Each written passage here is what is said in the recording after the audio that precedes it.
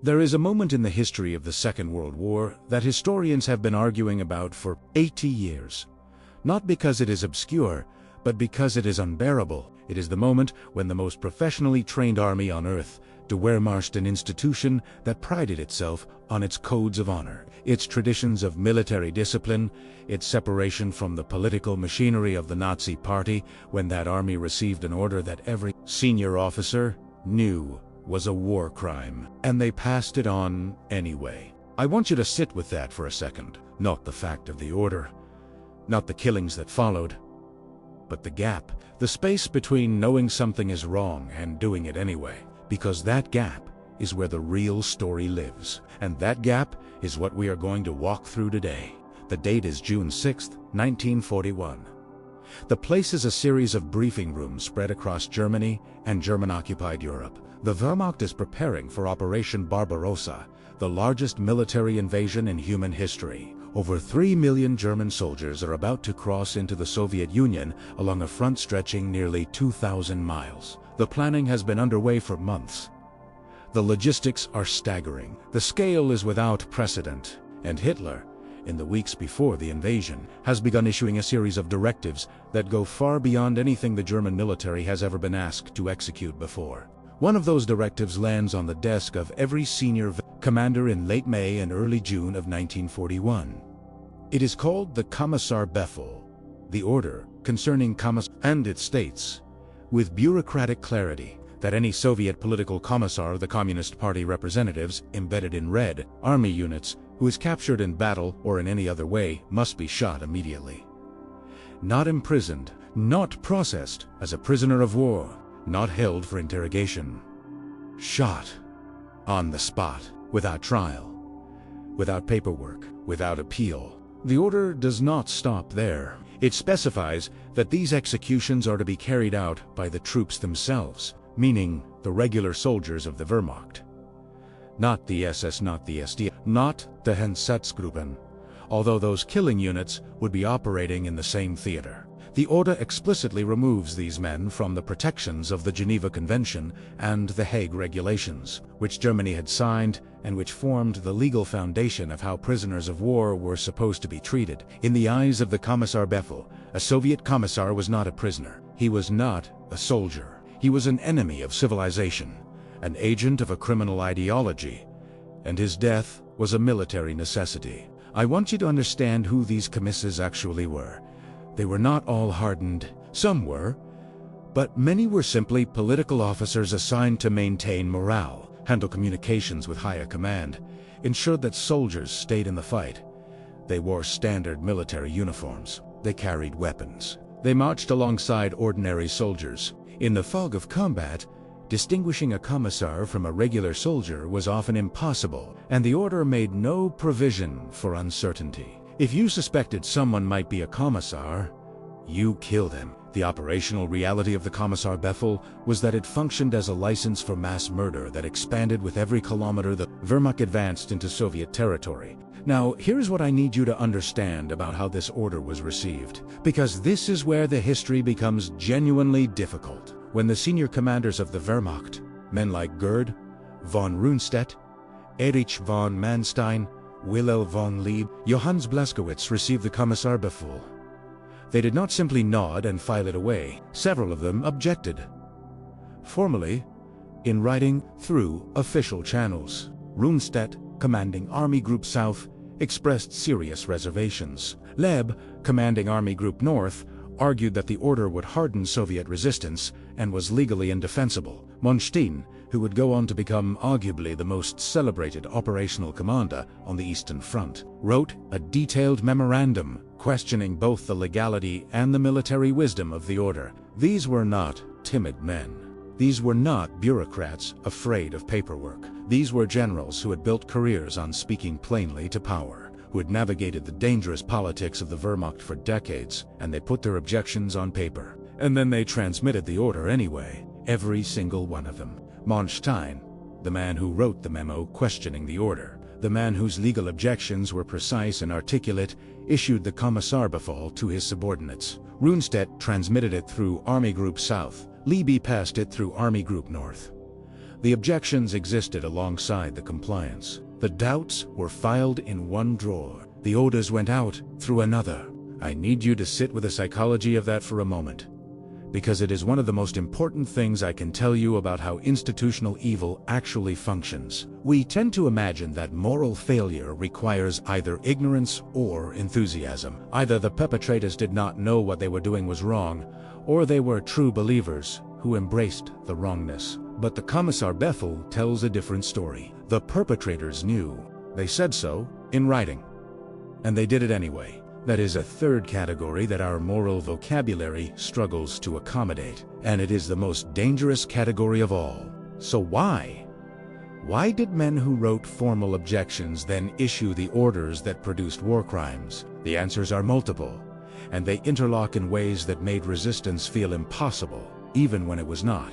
The first answer is institutional inertia. The Wehrmacht had a culture of off-track tactic mission command, in which officers at every level were expected to execute orders while exercising their own initiative in how those orders were carried out. But there was another side to that culture, a deep, almost physiological aversion to what was called Befehlsverweigerung, refusal to obey orders. Officers who refused direct orders in the German military system faced not just professional consequences, but something worse.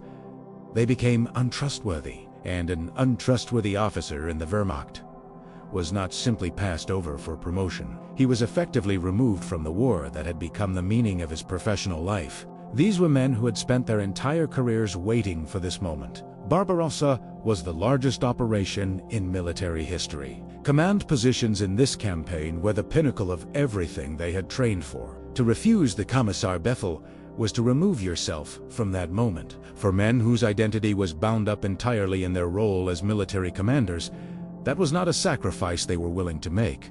And here is the painful truth that their memoirs and post-war testimony rarely confronted directly. They chose their careers over the lives of the men who would die because of their compliance. Think about that.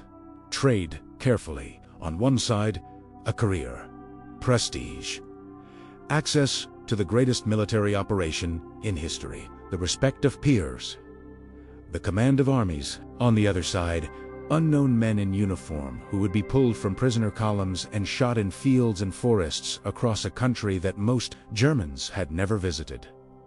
The trade was not even close, and the generals knew it. They made it anyway, and they spent the rest of their lives finding ways to describe it as something other than what it was. The second answer is a particular form of moral reasoning that I think we can recognize even today. Even in far less extreme contexts, it is the belief that you can do more good from inside the system than outside it. Almost every general who complied with the Kommissarbefehl, while privately objecting to it, expressed some version of this logic. If I stay in command, I can mitigate the worst excesses. If I refuse and am replaced, my successor will execute the order without any reservations at all. My presence is a moderating influence. My compliance is, in some twisted sense, a form of resistance. This reasoning is not entirely without logic. There were cases, documented, verifiable, where individual commanders interpreted the Kommissarbefehl as narrowly as possible, where soldiers looked the other way, where suspected commissars were quietly reclassified as ordinary prisoners. The compliance was not uniform. The cruelty was not absolute. But as a justification for passing on an order that resulted in the murder of thousands of men, the moderating influence argument fails at its most basic level. You cannot moderate a policy whose stated goal is extermination. You can only slow it or accelerate it, and slowing it while it continues is still participating in it. The moderating influence argument also has a specific structural problem that the generals never addressed in their post-war writings. For the argument to work, your presence in the system has to produce outcomes meaningfully different from what would happen without you. But the Kommissarbefehl was transmitted fully and executed widely across all three army groups, regardless of which commanders had reservations and which did not. The moderating influence, wherever it existed, was insufficient to change the outcome in any systemic way. The argument was not a strategy, it was a comfort. The third answer is ideological contamination. And this is the one that the generals' post-war narratives most aggressively denied, the dominant myth of the Wehrmacht. After 1945, the myth that was constructed by surviving officers and their historians and their lawyers at Nuremberg was that the German military was a professional, apolitical institution that had been hijacked by the Nazi Party. The Wehrmacht fought for Germany, not for Hitler. The Wehrmacht followed the rules of war. The Wehrmacht was not the SS. This myth was enormously useful. It protected careers, shortened sentences, enabled reintegration into West German society and eventually NATO.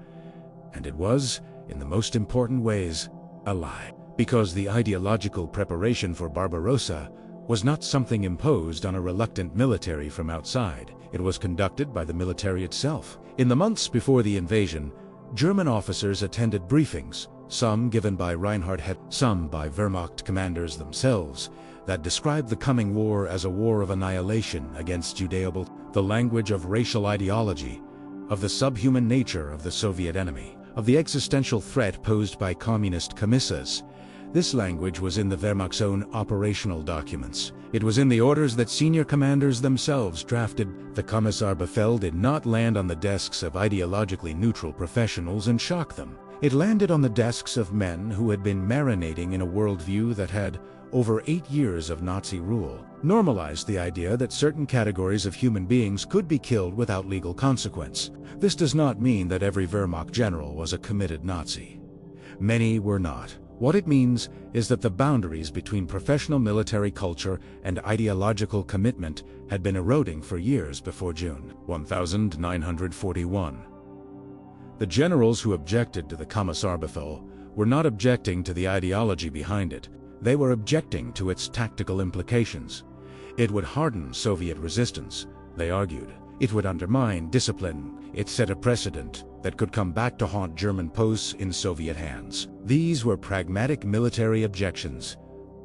Almost none of the formal protests were moral ones. Almost none of the generals said, "This is wrong because these are human beings." They said, "This is wrong because it will make our job harder." That distinction matters enormously because it tells you the true nature of the objection. It tells you where the floor of their moral reasoning actually was. To understand how far that floor had already sunk by 1941, you need to understand the path the Wehrmacht had walked in the preceding decade. When Hitler came to power in 1933, the German military was initially resistant to political interference. The officer corps had a long tradition of viewing itself as a state within a state, loyal to Germany as a nation, not to any particular government or ideology. In the first years of the Third Reich, senior officers pushed back against some of the regime's excesses and maintained, in their own minds at least, a distinction between soldierly duty and political complicity.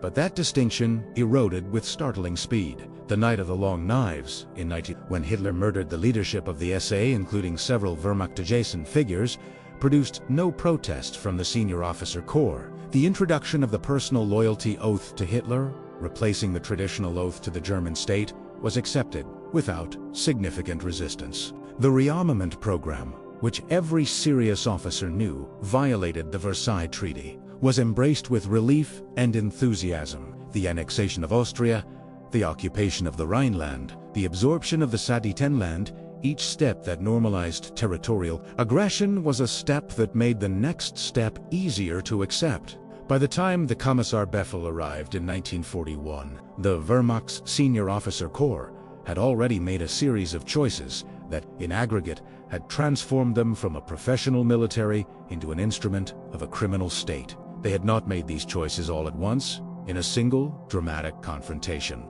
They had made them one at a time, each decision seeming manageable in isolation, each compromise appearing reasonable, given what had come before. This is how institutional corruption actually works, not in a single collapse, but in a long sequence of incremental accommodations, each one so small that the man making it can tell himself it does not define him, until the accumulation of small choices produces a man unrecognizable to whatever he believed himself to be at the start.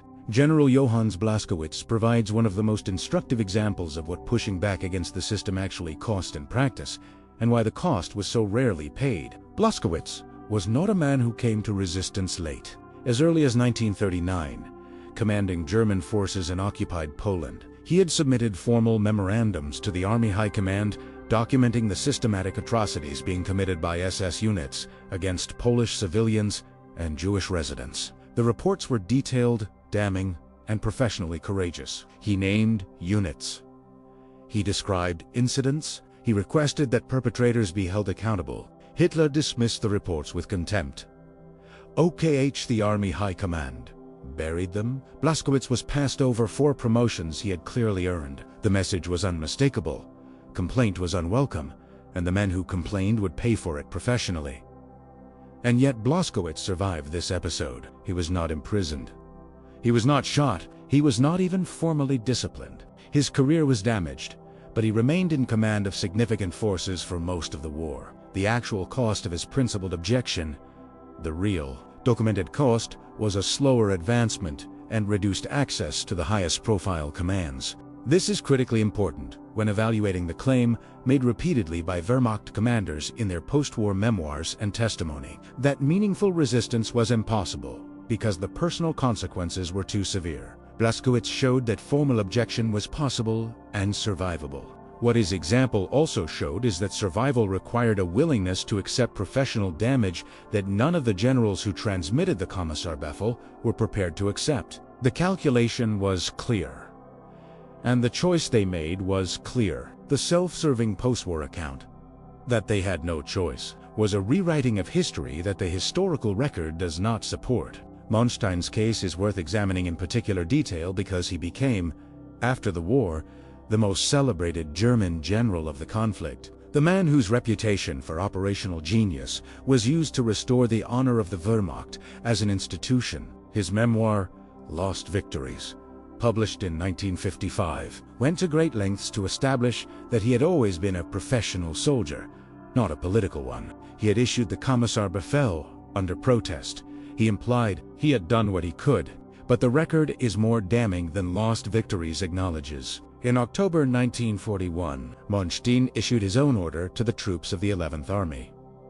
The Manstein Order, as it came to be known, in which he explicitly framed the war against the Soviet Union in ideological terms. The soldier must understand the necessity of harsh measures against Jewish Bolshevism, the order stated. The Jewish Bolshevik system must be exterminated. It continued. This was not a reluctant professional transmitting orders under duress. This was a senior commander adopting and amplifying the ideological framework of the regime he served. Manstein was not tried for this document at Nuremberg. He was tried for other charges, convicted, and sentenced to 18 years, of which he served 3. He died in 1973. His reputation among military historians largely intact. The Manstein Order is important not just because it reveals the man, but because it reveals the institution. Manstein issued this order on his own initiative. He was not required to frame his operational instructions in ideological terms. He chose to tell his soldiers that the war they were fighting was a racial and ideological struggle, not just a military one. He chose to make the categories of the enemy part of the operational vocabulary of his command. And he did this in October 1941. 4 months into the invasion, at a point when the consequences of that ideological framing were already visible in the treatment of Soviet prisoners, the behavior of the Einsatzgruppen, and the mass violence spreading across the occupied territories. To understand how the Kommissarbefehl was received at the operational level, below the generals, in the divisions and regiments that would execute it, you need to understand the specific conditions of the summer of 1941 on the Eastern Front. The invasion had begun on June 22nd. Within the first 48 hours, the Wehrmacht had achieved tactical successes of almost incomprehensible scale. Entire Soviet armies were being hundreds of thousands of prisoners were being taken. The front was moving so fast that supply lines were struggling to keep up. In this environment of rapid, violent, chaotic advance, the Kommissarbefehl was not an abstract policy directive. It was an operational instruction that arrived in units already processing thousands of prisoners, already running at the edge of their logistical capacity, already operating in conditions of extreme uncertainty about who was a soldier and who was a civilian. What happened in the field was varied and more complex than either the apologist or the accusatory account allows. In some units, the order was carried out with mechanical efficiency. Prisoners were screened. Men identified as commissars by their insignia, or by informants, or simply by suspicion, were separated from the main group and shot. In other units, local commanders found reasons to interpret the order narrowly. A man who did not have visible commissar insignia was not a commissar, regardless of what someone else thought. In still other units, the order was passed down the chain of command, but implementation was irregular, depending on the character of individual officers at the company and battalion level. This variability is not reassuring. It does not indicate that the system had safeguards or that the military's moral compass was functioning. What it indicates is that the implementation of mass murder depends, at the operational level, on the specific people doing it. Some of those people were enthusiastic, some were reluctant. Most were somewhere in between, people who did not ask to be in this situation, who did what they were told because the alternative required a kind of courage they did not possess, and who found, afterward, that what they had done was not something they could fully integrate into whatever remained of their sense of who they were. There is also a psychological dimension to this story that is rarely examined with the seriousness it deserves. Wehrmacht medical reports from the Eastern Front in 1941 and 1942 document elevated rates of what we would now call post-traumatic stress disorder among soldiers assigned to execution duties. Heavy drinking increased in those units. Discipline problems multiplied. Sleep disorders became epidemic among company-grade officers in sectors with active execution activity. The machinery of killing was not without cost to the men who operated it. Even when they were following orders, even when the ideology told them the victims were subhuman. The human body and the human mind have their own accounting systems, and they kept a ledger that the official ideology could not erase. One of the most revealing documents from this period is a diary kept by a Wehrmacht intelligence officer serving on the staff of Army Group Center in the summer of 1941. He records the arrival of the Kommissarbefehl without apparent emotion. He records the first executions in his sector with the same clinical tone he uses to describe ammunition resupply and road conditions. And then he mentions, in one entry, that a subordinate officer has expressed distress over the shootings. He records that he counseled the officer to think of the commissars as political criminals rather than soldiers, and that this seemed to help. That detail, counseling a distressed officer by adjusting his moral categories, actively working to change the way a human being perceives another human being, so that killing him becomes easier, is, in some ways, the most disturbing thing in the document. It shows the active psychological work that the Wehrmacht system performed on its own members to enable participation in mass murder. It was not enough to issue the order. The institution also had to maintain the moral framework that made compliance feel acceptable. And it did. The generals who issued the Kommissarbefehl were not just signing a document. They were transmitting a way of thinking about human beings that made it possible for ordinary soldiers to pull triggers. There is also a legal dimension to this story that matters enormously, because the Nuremberg trials attempted to establish a framework for individual accountability within military chains of command, and the Kommissarbefehl was one of the central cases on which that framework was tested. The defense argument at Nuremberg, repeated in various forms by virtually every accused German officer, was the following: a soldier who obeys an order from a superior is fulfilling his duty. A soldier who receives an order that is potentially illegal is not in a position to make that legal determination himself. The determination of legality belongs to the political and judicial authorities of the state, not to the individual soldier in the field. Therefore, a soldier who obeys an order that is later determined to be illegal by a tribunal convened by the victorious enemy is not morally or legally culpable for that obedience. Nuremberg rejected this argument. The tribunal established as a foundational principle of international law that superior orders do not constitute a complete defense against charges of war crimes. The argument that I was following orders is not a legal shield. Individuals who commit war crimes remain individually responsible for those crimes, regardless of whether they were acting under orders. This principle was later codified in the Geneva Conventions and the Rome Statute of the International Criminal Court, and it remains the foundation of international humanitarian law today. But the Nuremberg principle, however important in international law, did not resolve the deeper moral question that the Kommissarbefehl raises. The moral question is not whether the generals had a legal defense. Most of them did not. The moral question is, why men who were not being threatened with death, who had documented the illegality of the order they received, who understood in their professional training the concept of unlawful orders, why those men chose compliance anyway? And the answer is this: because the order aligned with their interests. Compliance preserved their careers, their access to power, their sense of participation in a historic military campaign. The legal reasoning was post hoc rationalization for a decision that had already been made on other grounds. The generals did not comply because they believed the order was legal. They complied because they wanted to comply. And the legal architecture of superior orders gave them a vocabulary for describing that choice in terms that did not require them to confront its actual nature. It is also worth noting, with some precision, what the Kommissarbefehl achieved in purely military terms, which is to say, how thoroughly it failed, even by its own stated logic.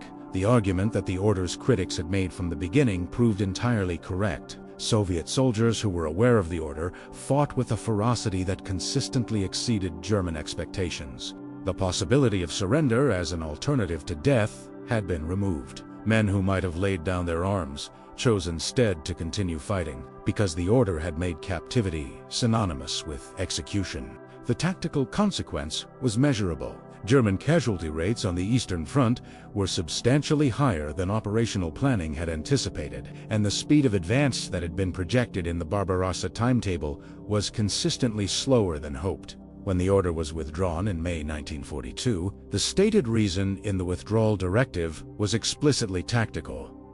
The Commissar order had been found to increase the enemy's will to resist. No moral reasoning was offered. No acknowledgement that the order had been illegal was made. The institution that had transmitted the Kommissarbefehl in June 1941 withdrew it in May 1942 with the same bureaucratic neutrality with which it had been issued. And the men who had signed it continued in their commands, continued fighting the war, continued writing their memoirs and planning their post-war careers. The Kommissarbefehl remained in force until May 1942.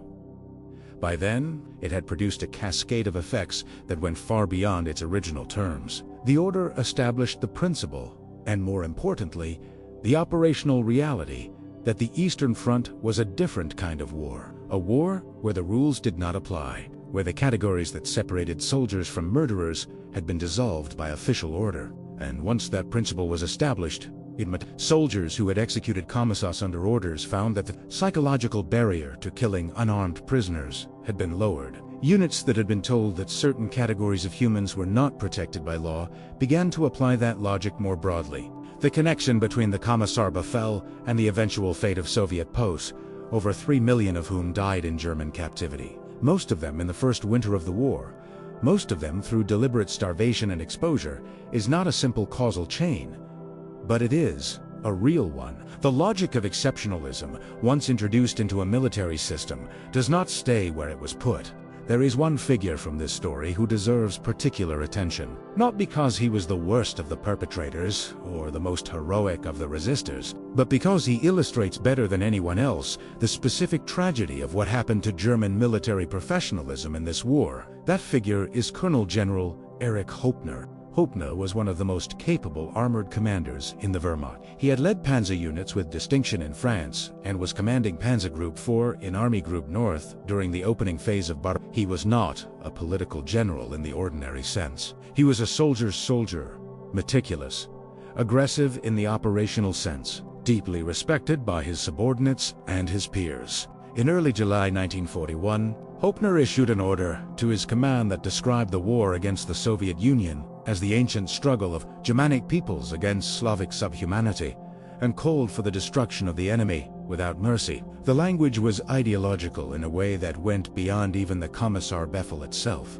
Hoppner used the vocabulary of racial extermination, not because he had been ordered to, but because he had absorbed it, internalized it, and now reproduced it in his own operational documents as naturally as he would have written about flanking maneuvers or supply schedules. But here is the irony that history does not allow us to ignore. In January 1942, Hoppner was relieved of command by Hitler for ordering a tactical retreat without authorization, a decision that was correct but politically intolerable to a leadership that had forbidden any withdrawal. He was stripped of his rank, and expelled from the Wehrmacht, and Hopner, who had issued orders in the summer of 1941 that contributed to atrocities, became one of the conspirators involved in the July 20, 1944 assassination attempt against Hitler. He was arrested, tried before the People's Court under the screaming theatrics of Roland Freisler, and hanged. His story does not redeem what he did in 1941.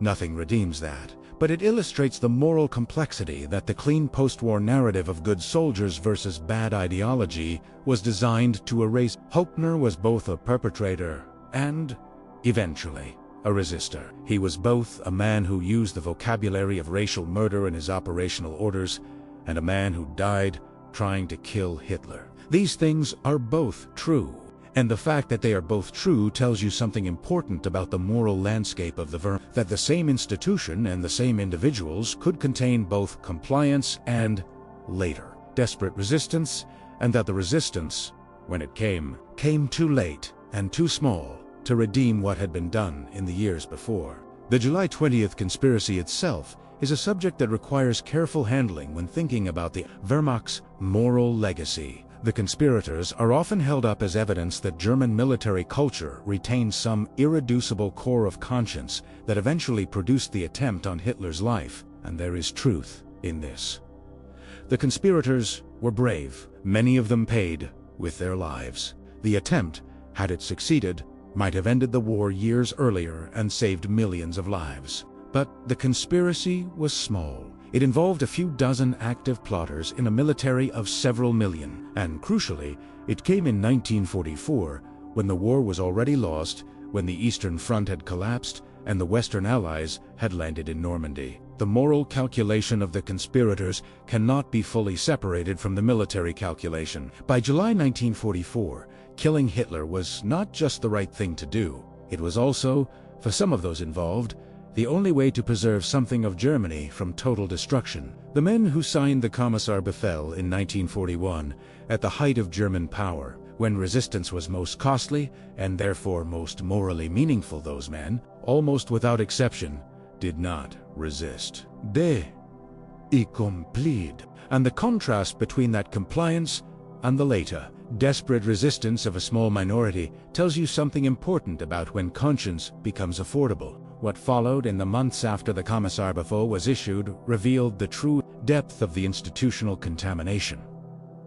The order was not the beginning of a single isolated policy. It was the opening move in what the Nazi ideologues called a war of extermination. Vernichtungskrieg, and the Wehrmacht was not a passive instrument in that process. It was an active participant. Wehrmacht commanders coordinated with the Ein, providing security perimeters, logistical support, and in some cases direct manpower for mass executions. Wehrmacht units participated directly in the shooting of Soviet Jewish civilians in areas behind the front line. Wehrmacht commanders issued orders placing local Jewish populations under restriction and surveillance that facilitated their subsequent murder by SS units. The scale of this participation was not fully understood by the German public until the exhibition of the 1990s.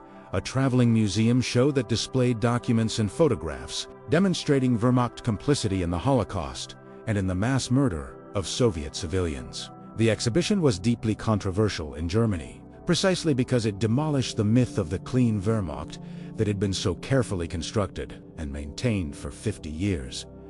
Veterans protested. Historians argued, but the documents were real. The photographs were real. The participation was not peripheral or exceptional. It was systemic. Understanding this context is essential to understanding why the generals' post-war framing of themselves as reluctant professionals trapped by superior orders is so inadequate. They were not trapped.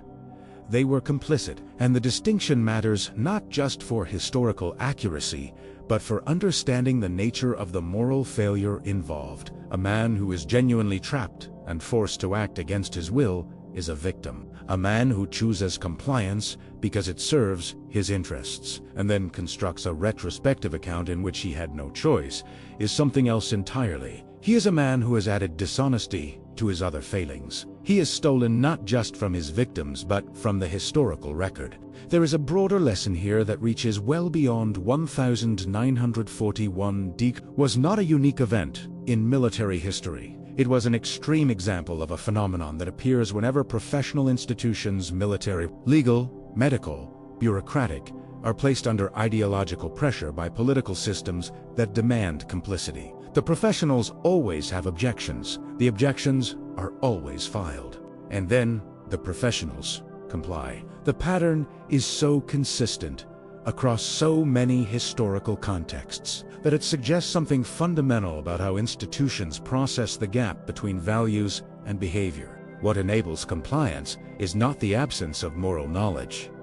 The generals knew what enables compliance is the construction of a moral frame that makes compliance feel like the responsible choice, staying in the system to moderate it, trusting that leadership will correct course, believing that the order is temporary, that the situation is exceptional, that the normal rules will be restored when the emergency These are not the rationalizations of monsters. They are the rationalizations of professionals, and that is what makes them so durable and so dangerous. We also need to confront directly a question that the post-war literature has tended to avoid. What would it actually have taken for the Kommissarbefehl to have been refused? Not mitigated, not interpreted narrowly. Refused. What would the practical shape of refusal have looked like? And what would it have cost the man who attempted it? The answer, based on the historical evidence, is that outright refusal was genuinely difficult, but not impossible. And the consequences were less severe than the general's retrospective accounts suggest. A senior commander who refused to transmit the Kommissarbefehl would almost certainly have been relieved of command. He would have faced career destruction and likely humiliation. He might have been placed under house arrest or assigned to a meaningless posting. In the most extreme scenarios, he might have been investigated by the SD or the Gestapo for signs of political unreliability. They were not death sentences. And the evidence from the cases of officers who did push back against specific atrocity orders, including Blaskowitz's documented protests in Poland, which resulted in professional damage but not physical harm, suggests that even vocal, formal resistance was survivable in 1941, before the regime's paranoia reached its final pitch. What refusal required, in practical terms, was the willingness to end your military career in order to preserve something more important than a military career. It required the belief that there were things worth more than a command. It required the capacity to look at the order on your desk and say, "This is the moment. This is the line, not the next compromise." These won. None of the generals found that capacity in June 1941. And I think the honest thing to say is that most people, in most situations, would not find it either. The conditions that produce compliance are the conditions of ordinary professional life, amplified to an extreme degree. The pressure to conform, the fear of isolation, the belief that the system will correct itself if given time, the sense that your individual refusal will change nothing in the end. These are not exotic psychological states. They are the default responses of people who have been trained to function inside institutions. The Wehrmacht did not create those responses. It exploited them. The tragedy of the Kommissarbefehl is not simply the thousands of men who were shot on roadsides and in fields across the Soviet Union in the summer and fall of 1941. The tragedy is also what it revealed about the German military as an institution and, by extension, about the nature of institutional moral failure everywhere. The Wehrmacht was not unusual. It was not aberrant. It was a highly professionalized organization that convinced itself that professionalism and complicity could coexist, that you could sign an order that killed thousands and still be, in some meaningful sense, a man of honor. They could not. And I think, if you look honestly at the record they left behind, not the memoirs they published after the war, not the testimony they gave at Nuremberg, but the orders they signed and the documents they drafted in the summer of 1941, I think you can hear them working very hard to convince themselves of something they already knew was not true. What happened to these men after the war is its own kind of study in moral accounting. Rundstedt was captured by American forces in 1945, deemed unfit for trial due to his health, and died in 1953. Leeb was tried at Nuremberg in the OKW trial, convicted of war crimes and sentenced to 3 years' time already served. He died in 1956. Manstein served 3 years of an 18-year sentence and spent the rest of his life rehabilitating his image, consulting for the West German rearmament effort, and accepting honors from an institution that had decided it needed its military heritage more than it needed moral clarity. None of them, in their post-war lives, ever directly confronted what the Kommissarbefehl had meant. None of them said, "I signed an order that resulted in murder, and I was wrong to do so, and I should have refused." The closest any of them came was the pragmatic objection, recycled one more time. The order had been militarily unwise, and even that concession was hedged, qualified, buried in paragraphs of operational analysis and self-justification. The men who were shot on the roadsides of the Soviet Union in the summer of 1941 did not get a paragraph. They did not get a file. They got a bullet in the back of the head and an unmarked grave in a country that was itself being consumed by the same war. Their names are mostly unknown. Their families mostly never learned what happened to them. History has recorded them in aggregate, in statistics, in footnotes to operational histories focused on the generals who ordered their deaths. That asymmetry, the elaborate post-war architecture of self-justification on one side, and the anonymity of the victims on the other, is itself a form of moral violence that continues long after the killing stops. I have been studying this period for a long time, and the thing that never gets easier is this. The generals were not wrong that they were good at their jobs. They were not wrong that they had tactical brilliance, operational insight, the ability to move men and machines across a continent with terrifying efficiency. Manstein really was a military genius. Rundstedt really was a master of armored warfare. The skills were real. The talent was genuine. History does not require us to pretend otherwise, and none of it, not 1 ounce of it, excuses what they did, because what they did was not a failure of skill. It was a failure of something else entirely, something that no amount of operational genius can substitute for, something that they filed in a drawer in June 1941 and never retrieved. There is a moment I keep returning to when I think about this history. It is not a famous moment. It does not appear in most accounts of Operation Barbarossa. It is a small, almost invisible moment recorded in a diary entry by a Wehrmacht staff officer in late June 1941. Shortly after the invasion began, he writes that his commanding general has received the commissar, has expressed reservations to higher command, and has been told that the order stands. And then the officer writes, simply, "And so we will comply, as we always do." As we always do. That phrase, the resignation in it, the lack of surprise, the normalization of something that should have been impossible to normalize, that is what I want you to carry with you from this story. Not the dramatic refusal that never came, not the heroic act of conscience that might have changed something, but that phrase, as we always do. Because the question that phrase asks is not about 1941. It is about every institution, every professional, every person who has ever stood at the edge of that gap, knowing what is right, knowing what is being asked, and choosing the path of least resistance, the path of compliance, the path of, as we always do.